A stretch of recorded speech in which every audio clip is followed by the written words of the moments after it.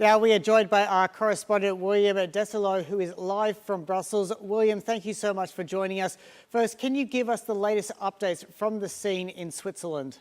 Absolutely. We've heard from the country's president, who said that what should have been a day of joy ringing in the new year instead has become one of mourning. Now, when it comes to the latest about what could have transpired, as you mentioned, around 1:30 a.m. local time at the Constellation Bar in Crans-Montana, well, authorities have ruled out what could be serious foul play, ruled out that there were any explosives, ruled out that this might have been an act of terrorism, anything to that manner. Now, there have been some eyewitnesses speaking to the likes of the Associated Press who are reporting that this fire could have started in the lower levels of this incredibly busy bar in the early hours of New Year's Eve, and that the wooden ceiling could have been set ablaze, causing this chain of events, of course, leading to such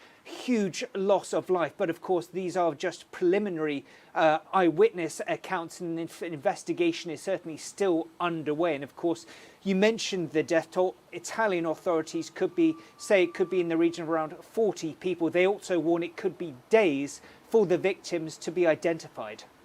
And William, we know very little as this story is still developing. Do we have any information about the victims? We understand that this particular bar was also very, very popular with tourists as well. Watching sporting events, it was seen as somewhat of a local institution. It's been active for a number of years now in this community.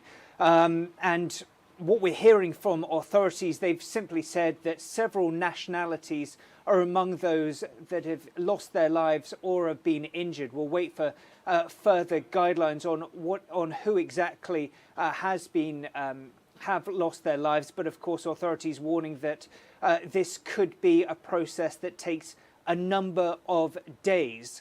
We've heard from the likes of the UK saying that they have not been heard from directly from Swiss authorities, but they are standing by, willing to help any British nationals in need of assistance. But at this point, it's certainly a wait and see period as the investigators, as police, as first responders continue to process the scene and continue to treat those that are injured. It's been estimated that the local ICUs, the intensive care units around the area, are already at capacity. The likes of Italy and other neighbouring nations have already offered their support to open up their hospitals to help with this influx of people badly in need of treatment. And William, finally, what's the beat in Switzerland and around that area, going from New Year's Eve and New Year's Day celebrations to one of absolute horror and tragedy, especially as these things don't often happen in places like Switzerland. They're very, very rare. What can you tell us about the mood at the moment? Absolutely.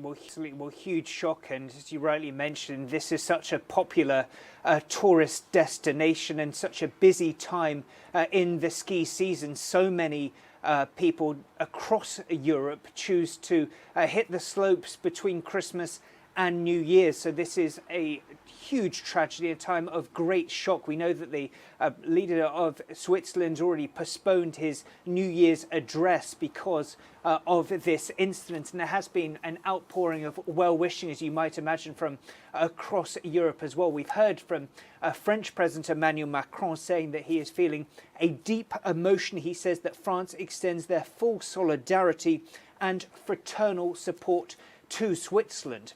Also important to note that this isn't just a popular destination for tourists, also for professional skiers as well. In just a few weeks' time, this area of Crans-Montana is expected to host both men and women's downhill ski events, which is seen as the last big event for many of these athletes before the Winter Olympics in Cortina, Italy, a little later this year in February.